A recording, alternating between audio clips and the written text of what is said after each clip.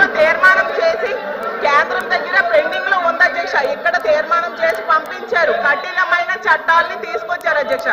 దిశ app వాళ్ళు కూడా వాళ్ళ రికార్డ్స్ లో ఉంటాయి కదండి అధ్యక్ష, తీయమనండి అధ్యక్ష. ఎంత మంది మహిళలు ఫోన్ చేశారు. దిశ యాప్ అనేది ఫోన్ లో ఉంటే మహిళా ప్రజాప్రతినిధులుగా మేము కూడా చాలా ధైర్యంగా ఫీల్ అయ్యే వాళ్ళం అధ్యక్ష. తెలియదేమో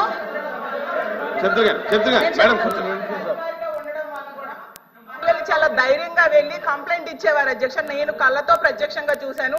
ముందే చెప్పాను, రాజకీయాలకు అతీతంగా మనం మాట్లాడుకుందామమ్మా.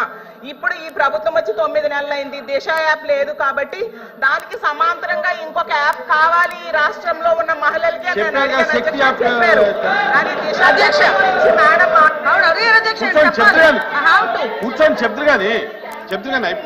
రాష్ట్రం నుంచి అనుమతి పొంది కేంద్రం దగ్గర పెండింగ్ ఉంది అధ్యక్ష. వాళ్ళు కూడా కేంద్రంతో ఏలియన్స్ లో ఉన్నారు కాబట్టి ఆ చట్టం.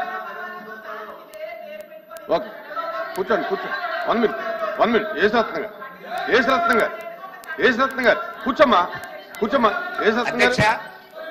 Thank you very much.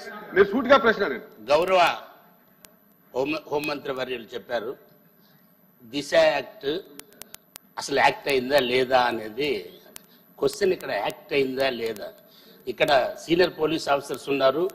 రాష్ట్రంలో 5 సంవత్సరాల్లో దిశ చట్టం పెట్టిన తర్వాత అది యాక్ట్ అయిందా లేదా, ఏ సెక్షన్స్ ప్రకారం జరుగుతుంది. 5 సంవత్సరాల నుంచి కూడా ఏదైతే ఐపీసీ సిఆర్పిసి ఏదైతే ఉన్నాయో ఆ సెక్షన్ల ప్రకారం సపరేట్గా పోలీస్ స్టేషన్స్ పెట్టేసేసి జిల్లాకి, ప్రతి జిల్లాలో కూడా ఒక మహిళకి ఏదైనా జరిగినప్పుడు వాళ్ళు పోయి పోలీస్ స్టేషన్లో చెప్పుకునే పరిస్థితి లేనప్పుడు మరి ఇక్కడికి వస్తే మరి గౌరవ మంత్రివర్యులకు నేను చెప్తున్నాను, ఇదేదో శిక్షలు పడ్డాయనో లేకపోతే ఇంకేదో జరిగిపోతుందని కాదు, ఇది వాస్తవం అధ్యక్ష.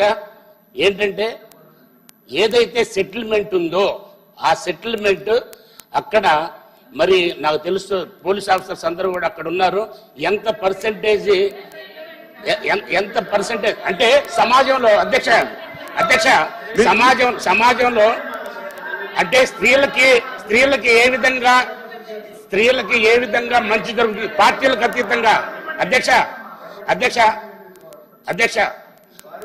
పార్టీలకు అతీతంగా మరి పోలీస్ స్టేషన్కి, మహిళా పోలీస్ స్టేషన్కి వెళ్ళిన తర్వాత ఎంతవరకు న్యాయం జరుగుతుందనేది మనం గుండె మీద చేసుకొని చెప్తే ఒక్కసారిగా ఆలోచించినట్టయితే దిశ యాక్ట్ వచ్చిన తర్వాత ఈ యాక్ట్ ఏ పరిధిలో పనిచేస్తుంది.